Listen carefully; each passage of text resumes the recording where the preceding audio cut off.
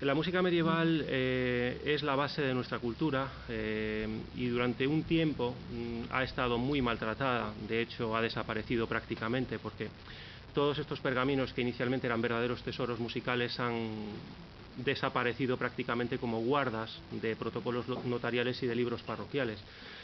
Eso es grave y eso ha ocurrido en absolutamente todas partes y eso había que restaurarlo y recuperarlo.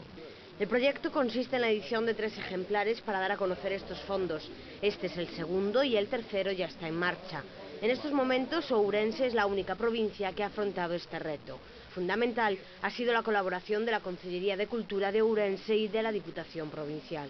Esta obra englóbase nunha tarefa máis grande que é catalogar os fondos medievais de Galicia.